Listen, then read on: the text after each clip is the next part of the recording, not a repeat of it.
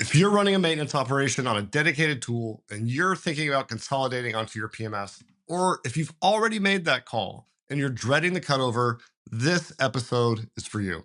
I'm going to walk you through exactly what happened when we migrated from Property Meld to AppFolio for maintenance. Not the sanitized version, the real one, including 3 specific mistakes I made that each of you can avoid. So here's what you'll walk away with: a framework for understanding the 4 types of gaps that show up in any tool migration, a realistic picture of what the first 8 to 10 weeks actually feel like, and then how to communicate an imperfect rollout to your team without losing their trust, and why blocking the old system, even when your team pushes back, is the right call. I also want to take this video to challenge something a lot of us take for granted or have fooled ourselves into thinking: that maintenance needs to be complicated as we've made it today. Sometimes a dedicated tool is solving for sophistication that your team hasn't earned yet, and the basics are actually what need your attention. So with that being said, let's get into it. This is year 1, where we document what it actually looks like to rebuild a national property management company from first principles. I'm Stephen Ray, Chief Innovation Officer at Northpoint Asset Management. Every episode, we share what's working, what isn't, and what we're learning along the way.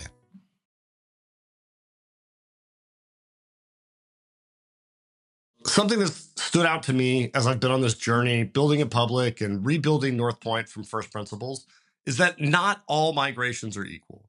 We've sunset a lot of tools during the consolidation over the past 7 months. I talked about a lot of these in episode 2. DocuSign for AppFolio's native e-signatures, which was annoying but manageable. We had Z-Inspector for inspections that we got rid of. We've actually brought that back, but more on that another time. Contractor Plus, the proliferation of Google Sheets that ran everything, now all being moved into AppFolio. Each had their own friction, but nothing that really kept me up at night. Maintenance, that's a different story. Maintenance kept me up at night. And here's why. Maintenance touches more people more often with higher stakes than almost any other workflow in property management.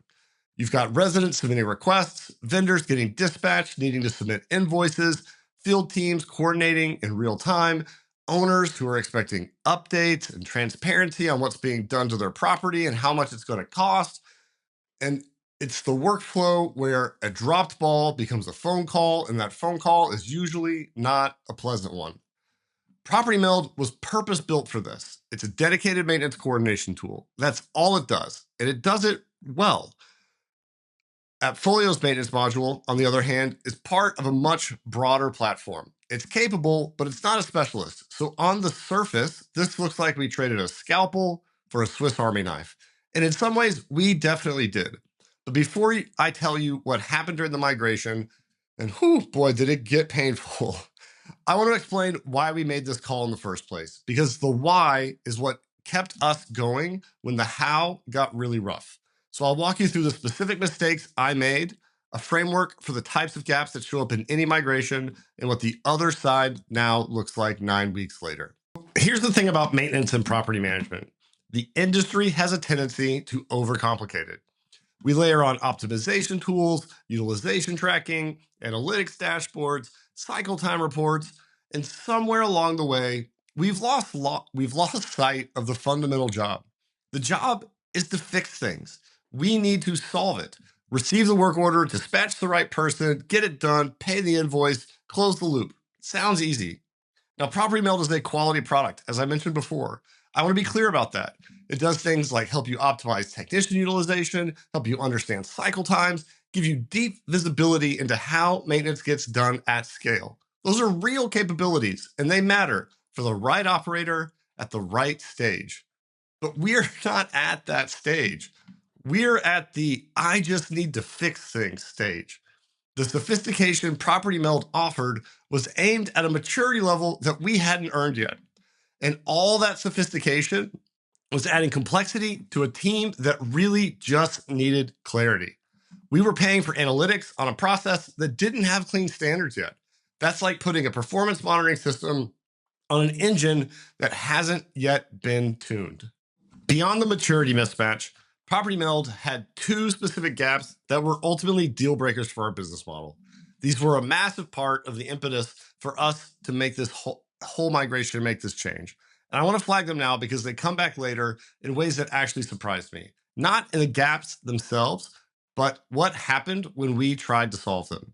First, owner fund holds. Property Meld didn't interface with AppFolio to withhold funds in the owner trust account for maintenance invoices. If you're an SFR, you know how critical this is. Owners hold reserves so that we can pay vendors when work gets done. Without that integration, the previous leadership at Northpoint had built a very complicated workaround process to bridge the gap. Lots of manual steps, reconciliation checkpoints, multiple people involved, tons of handoffs, and it worked, but it was really fragile. And it created reconciliation headaches and nightmares. And when you need a complicated process just to make two systems talk to each other about money, something's wrong. Second, turns management. Property Meld does not manage turns well. And turns are arguably, if they're not the single most important part of maintenance, they're definitely the most financially impactful for the property owner, which is who we're optimizing for as an organization. Every day a turn sits vacant or a unit sits vacant because a turn is delayed is a day lost for an owner. That day is gone forever. We sell time in a box, and if I've lost a day, I can't get that day back. Every dollar over budget on a make ready goes straight to the bottom line. And if your maintenance tool can't handle the single highest stakes maintenance event in your organization, then you have a problem. Quality product, not a quality product for us. And I want to be careful with this distinction because I think it matters for everyone who's evaluating their tools. I'm not here to trash Property Meld. It's a good tool that solves real problems for a lot of operators, but good for the market and good for us are two very different questions. And the honest assessment was we were paying for sophistication that we couldn't use, working around financial controls the tool couldn't support, and managing turns outside of that system entirely. Meanwhile, the consolidation thesis from episode 2 still applied. Maintenance data living in a silo meant reporting was incomplete. Owner communication was fragmented. Teammates were context switching between systems constantly. We weren't just choosing a maintenance tool with this change. We were choosing an operating model. And the operating model we wanted was one system of record with the financial controls and the turns management built into the same platform where leasing, accounting, and owner reporting already lived. So the decision for me was really clear. But clarity of decision does not mean clarity of execution. We made the call, and then I proceeded to make 3 massive mistakes that compounded on one another that made the whole thing a lot harder than what it needed to be.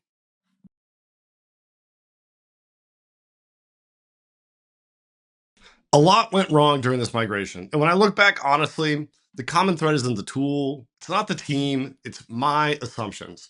I made 3 mistakes that compounded on each other, and I want to walk through each one because I think any leader driving a migration is susceptible to all of them. So here they are. Failure 1, the familiarity blind spot.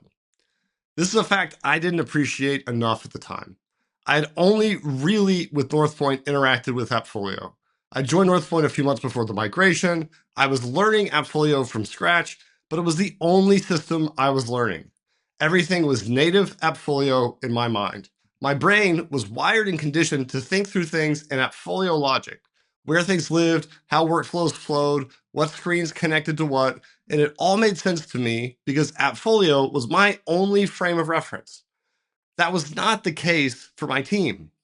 Our team had spent the last 1, 2, even 3 years in many cases building mental models around how Property Meld worked. In fact, we called every work order a meld. That's how ingrained into our organization it had become.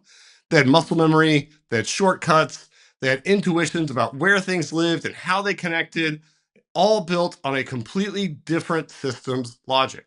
So when I looked at AppFolio and thought, man, this is intuitive, I was right. For me, for someone who had no prior system to unlearn, for someone whose only frame of reference was the tool we were moving to, not the tool we were moving from. My team didn't have that luxury. They were just learning something new. They were unlearning something old, and then they were learning something new simultaneously. And those are not the same cognitive task. Learning is hard. Unlearning while learning is significantly harder. And I did not account for that difference. This is a blind spot that any leader driving migration needs to watch for. If you came in after the old tool, or if you weren't a daily user of it, and this is actually really important, if you weren't a daily user of it, your experience with the new tool is fundamentally different from your team's. Your intuition about how hard the transition will be is wholly unreliable. Keep that in mind because it connects to everything that comes next. Failure 2, the curiosity assumption. I designed our training approach around a specific theory about how people learn new software. The plan was this. We do an initial session. Here's what was changing. Here's what's staying the same. I actually think we did a really good job of that at the very beginning. Clear communication about the what and the when. Solid.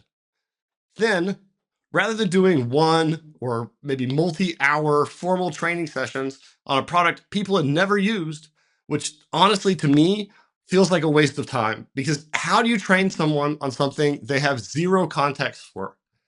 The expectation instead was that teammates would familiarize themselves with AppFolio's native resources. They have great documentation, help articles, walkthroughs, the material exists, and it's good.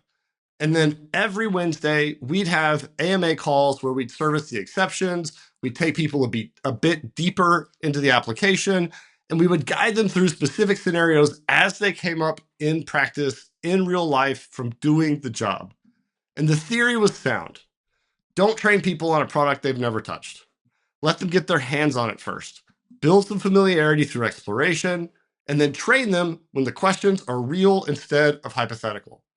The reality, as I'm seeing again and again, was a bit different. The team was not looking to self-serve. They were looking for structured training. They wanted someone to walk them through it, not point them at resources and say, don't worry, you'll figure it out.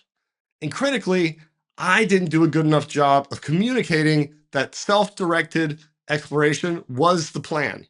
So to a lot of people, and frankly, to most people, it didn't feel like a deliberate ramp. It felt like we forgot to train them. It felt like a gap. So the lesson here, and I think this applies way beyond tool migrations, is that there's a difference between what should work for adult learning and what will work for a specific team in a specific moment. There is no silver bullet. You have to know your team, you have to know your people, and understand what they're going to need. Because the reality is they were already uncomfortable. And adding and also teach yourself the new tool using a bunch of help articles on top of that was just asking too much. I overestimated their curiosity and willingness to be comfortable figuring out things on their own. Not because they lacked those qualities, but because the context wasn't right for that approach. Now we have failure 3, the nuance underestimation. And then after all of that, there were the small things that turned out to be not so small at all. Here's an example. AppFolio has 3 service request types: internal, turn, and tenant or resident. To me, those 3 categories are pretty obvious. But here's the thing. The system defaults to internal with the way most people were creating new service requests. And because we didn't explicitly tell people to change it to resident when creating a resident work order, it didn't happen. Work orders were getting miscategorized, which then messes up the reporting, it messes up owner visibility, it messes up downstream workflows. 3 words of missing instruction, changed to tenant or changed to resident, created weeks of data cleanup. Another example, AppFolio's turn system is actually very intuitive once you know how it works. But the work orders that you create inside of this interface are automatically contextualized to that turn. Cost roll up, tracking happens automatically. It's really well designed. But if you're used to managing turns a different way, which our team was, because that's how we had adapted to how Property Meld worked, you don't go into it thinking turn interface first. You just create a work order in the ways that you've always created work orders. So people were creating turn work orders outside of that process, which meant the turn tracking wasn't capturing the work. The costs weren't rolling up correctly, and we were losing visibility that AppFolio was designed to give us. Not because the feature was bad, but because we hadn't told people how to use it at a granular level.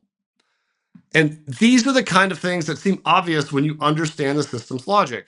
They are not obvious at all when you're learning the system under pressure, with residents calling, vendors waiting, and your muscle memory telling you to do it the way that you've always done it.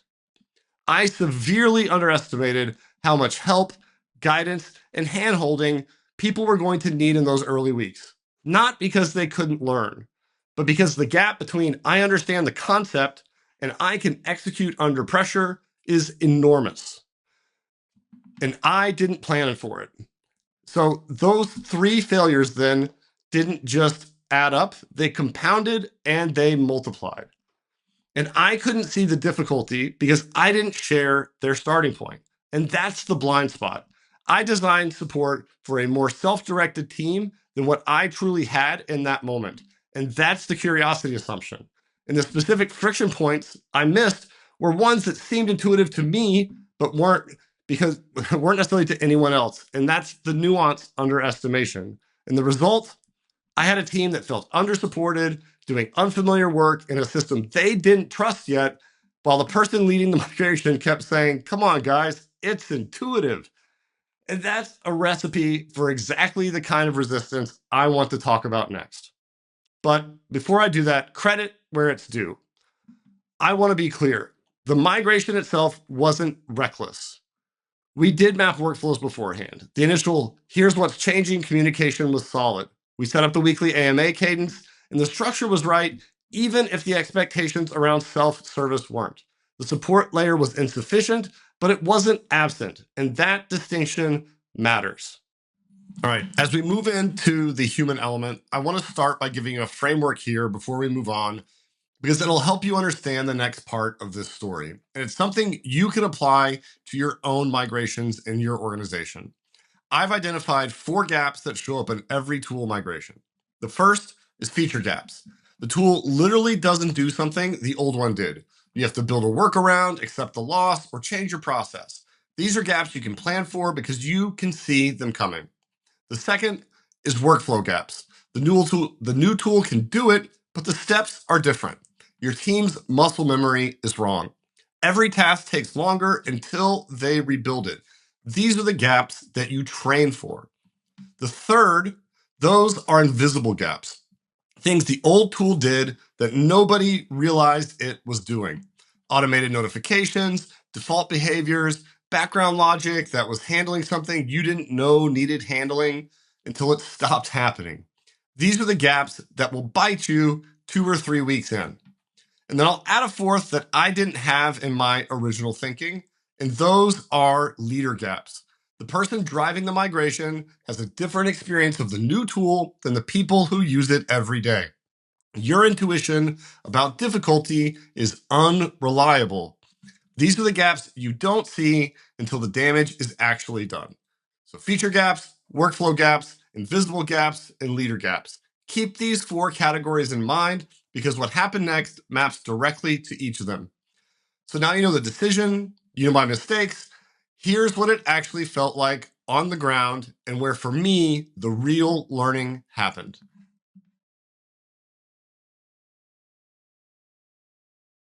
So I've talked in previous episodes about something I refer to as the reversion instinct.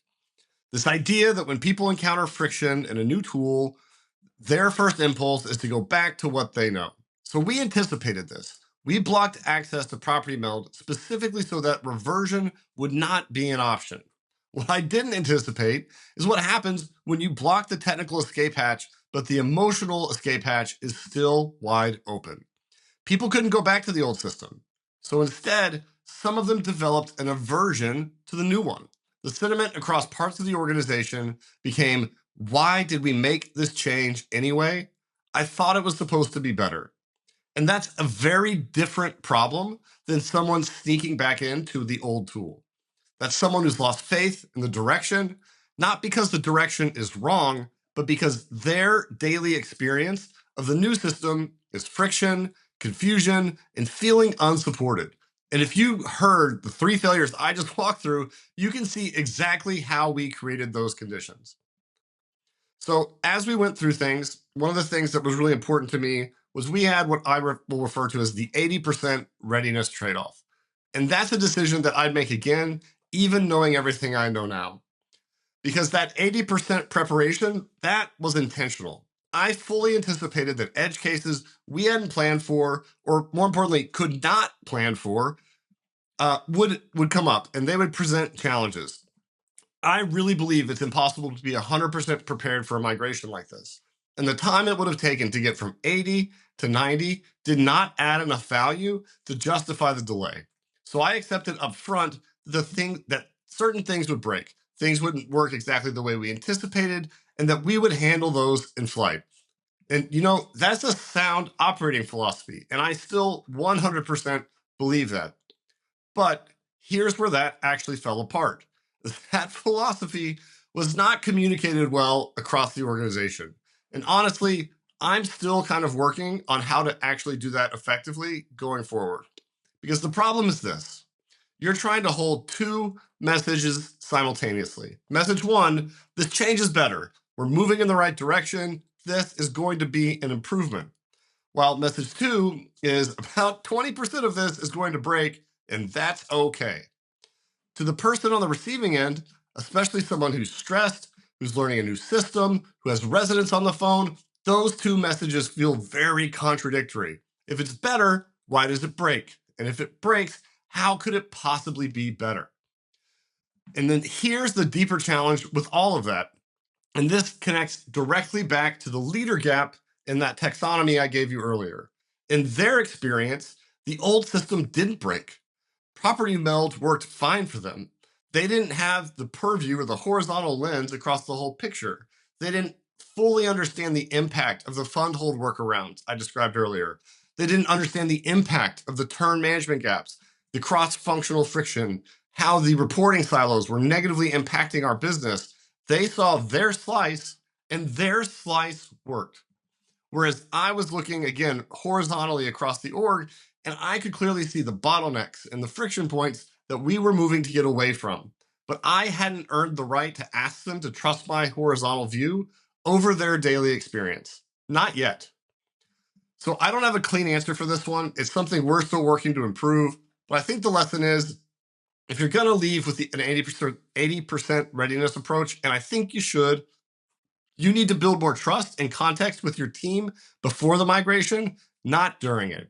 So when that 20% hits, they have enough understanding of the why to absorb the discomfort. So let me map a bit about what actually happened to the 4-gap framework I just gave you, because the distribution actually surprised me quite a bit. The invisible gaps, that 3rd category, were actually the smallest problem for us.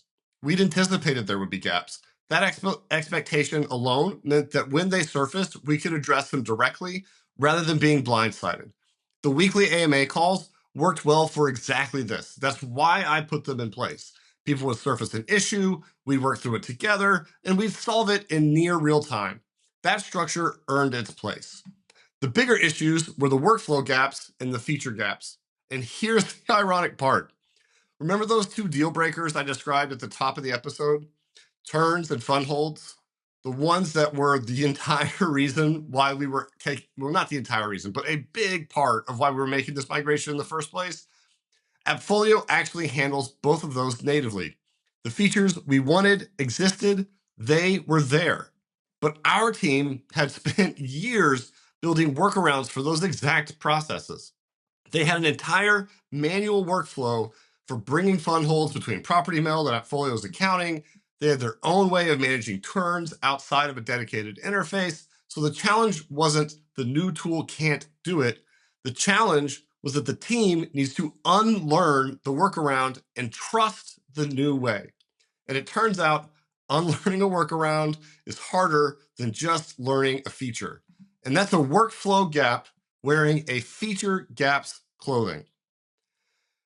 And then we had a genuine miss with the estimates workflow, one that crossed organizational boundaries and that I would actually do a lot different looking back. How vendors got notified that their estimate is approved or not, how owners review and approve those estimates. That's a workflow that touches vendors, owners, and the internal team simultaneously. And we treated it as an internal migration, despite the fact that it had external stakeholders. And we definitely could have done more upfront in terms of education for vendors and owners to smooth that out. But all of that said, there's a line I keep coming back to, and I think it's the through line of this entire episode. And in many ways, it's the through line of this entire series. Change management is discomfort management. The instinct for any leader, for any organization, is to try to make the migration easy, to smooth everything out, to eliminate the friction, but you can't eliminate the discomfort. You can only manage it. Why? Because easy means familiar, and the new tool is unfamiliar by definition. So for a period of time, and in our case, it was a meaningful period of time, every task feels harder, even if the new tool is objectively better, even if it solves the problem the old tool couldn't solve. Because in that moment, in the daily experience of the person doing the work, it's harder. And that's not a failure of the tool. It's not a failure of the migration. That's the cost of change. And your job as a leader during a migration isn't to pretend it's painless. It's to be honest about the discomfort, set the expectation, and that it's temporary, provide support, and then hold the line on the decision. And the hardest version of holding the line, the version that will test you, is when your team is looking at you and saying, Stephen, this was supposed to be better. And you know it is better, but you can't prove it yet because you're still trapped in the dip. You're asking them to trust the thesis before they can see the actual results.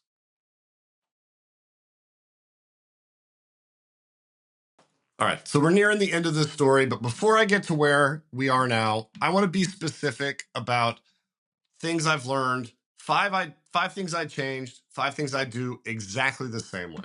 So let's start with what I'd change. 1, more structured training up front. The curiosity assumption, my second failure, taught me this. I was wrong about the self-directed approach for this particular migration. Next time, I'd invest in formal walkthroughs of the top 10 daily tasks in the new system, not comprehensive training, but essentially a quick start guide. You can't train someone on a product they've never touched for hours on end and expect it to stick. But at the same time, you can give them the guided reps to make them feel competent in the most common work before the edge cases start hitting. 2, I would build a translation guide before go live. And this definitely comes straight from the nuance underestimation, which was my third failure. The service request type defaulting to internal is the perfect example. A 1-page job aid listing in Property Meld, you did X, in AppFolio, you do Y. For the 15 most common actions, would have prevented a lot of heartache and a lot of early friction. It's the single highest ROI artifact that you can create for your team. It costs almost nothing to build, and we didn't build it. So learn from that. Number 3, vendor and owner education before cutover, not at cutover, and definitely not after cutover. The estimate approval workflow was our clearest external stakeholder miss. We treated this as an internal migration when vendors and owners were directly affected by changes to how they'd interact with us. Clear communication before cutover about what was changing and what they would need to be doing differently would have smoothed out weeks and weeks of friction. 4, better pre-migration context building within the team. And this is the leader gap in action. Before asking people to absorb the discomfort of a new system, I needed to close the visibility gap, help them see what I could see looking horizontally across the organization. The cross-functional friction, the workaround costs, the reporting gaps, not just to justify the decision after the fact, but to build a shared understanding before the change so that when things broke, the team had the context about why we were doing it anyway. And then 5, communicating the 80% readiness philosophy, it's a fun word, philosophy, explicitly. Before go live, out loud. We're going in 80% ready. Here's what we know works. Here's what we expect to break. Here's the thing, well, we can't say what we don't know is going to break, but we expect things we don't know that we don't know will break. And here's how we're going to handle it when it does. And more importantly, here's why waiting for 100% would cost us more than pushing through that last 20% in flight. I should have said that clearly, directly, and before we flipped the switch. Instead, the team discovered the gaps and assumed that we had not planned for them. So that's what I would change. What I wouldn't change. First off, the decision itself. Consolidation was the right move. One system of record for maintenance, leasing, accounting, and owner reporting is the correct operating model for us. Full stop. I also wouldn't change the 80% readiness approach. I'd communicate it better, much better, but the philosophy is sound. Waiting for perfection is its own kind of failure. You will never be 100% ready. And chasing that last 20%, even that like 10% to get to 90% before you start will cost you more in delayed benefits than the friction of handling it in flight. Then blocking the old system. Cutting off Property Meld was uncomfortable, and it contributed directly to the emotional resistance that I described, but parallel systems are always a trap. If you leave the escape hatch open and nobody fully commits to the new tool, it undermines everything you're trying to do. The discomfort of a hard cutover is temporary. The cost of indefinite parallel systems is permanent. Then I also really loved the weekly AMA calls. And I can tell you there were times because of the mistakes that we made where they were painful, like really, really painful. But that structure earned its place. It was the best mechanism we had for surfacing and solving the gaps that we hadn't anticipated in real time. The gap was everything that came before those calls, the upfront training, the documentation, the context building, but those calls were invaluable, and I would do them again and again and again. And then lastly, doing it while operating. I mean, if you're a property manager watching this, I don't have to tell you that you don't get to shut down maintenance for a month while you migrate and retrain the team. The plane has to keep flying. And that's hard, but it's also reality. And planning for it forced better discipline than a clean room migration ever would have.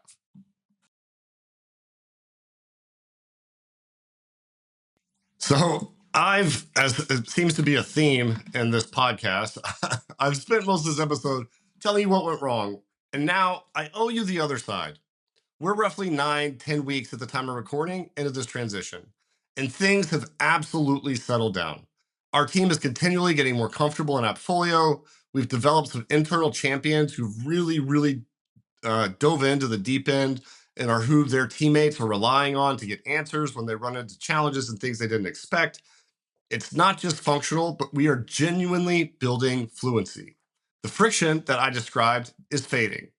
The muscle memory is rebuilding. And most importantly, the benefits we were seeking are now starting to finally materialize. So let me walk back through the reasons we made the switch and tell you where each one stands. The fund hold workaround. Remember that? The complicated manual process previous leadership built to bridge Property Meld and AppFolio's accounting, gone. AppFolio handles owner funds natively. We have cleaner billing, simpler reconciliation, no more fragile bridge processes. That pain point, one of the 2 deal breakers that drove this whole migration, is completely solved. Then turns management, the thing I called the most financially impactful maintenance event for property owners. And it's now happening fully inside of AppFolio's turns interface. Tracks properly, costs rolling up where they should, and the team that was creating turn work orders outside the process, they're using it the right way now. That workflow gap is closed. It took time and it took patience, but it is closed. The single operating pane of glass, that was the other real big driver for me personally. One system for leasing, maintenance, accounting, owner reporting.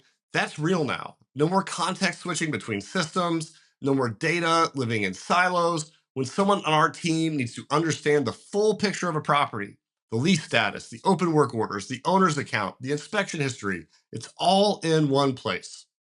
And then here's the one I'm most excited about. We're now in a pilot of AppFolio's Maintenance Performer. It's an AI-assisted tool that requires your maintenance data and your workflows to live inside AppFolio to function. It needs the data in one place to work. That pilot doesn't happen if we're still split across 2 systems. And that right there is really the thesis of the entire series. Process first, then technology, then AI. The consolidation was the process of the technology step. The performer pilot for maintenance is the AI step. And it only works because we built the foundation first.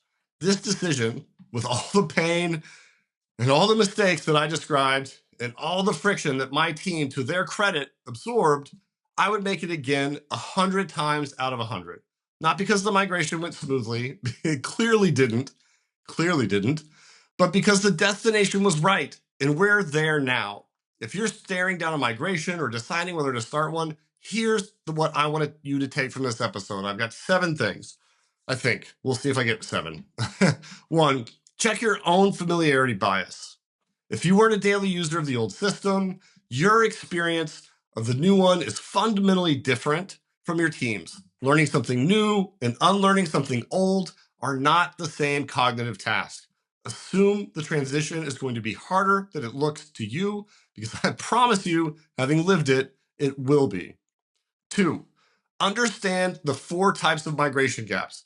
Feature gaps are the ones you planned for, workflow gaps are the ones you trained for, invisible the gaps are the ones that bite you 3 weeks in that you need to be prepared to address in the moment, and leader gaps, the difference between your experience and the team's experience, are the ones you don't see until the damage is done. So make sure you're planning for all 4. 3, plan for the emotional reversion, not just the technical one. Blocking the old tool is necessary, but when you close the technical escape hatch, resistance goes emotional. Why did we make this change? This was supposed to be better. You need enough pre-migration context building that your team can absorb the discomfort without losing faith in the new direction. 4, build the translation guide. In the old system, you did X. In the new system, you do Y. Do it for the 15 most common daily tasks. It's the single highest ROI thing that you can create. Do it before you go live. 5, communicate your readiness philosophy before go live. If you're going in at 80% ready, say so. Tell your team what you expect to work, what you expect might break, and how you're going to handle it together. Don't let them discover the gaps and assume that you didn't actually plan for them. 6, don't forget your external stakeholders. Vendors and owners didn't choose this migration. You did. They're affected by it though anyway. So educate them before cutover on what's changing for them. And then 7, and this is an important one, the discomfort is temporary while the foundation is permanent. Change management is always discomfort management. You can't eliminate the dip, but you can set expectations for it, support your team through it, and hold the line. Because on the other side of it is the operating model that you ultimately are building towards.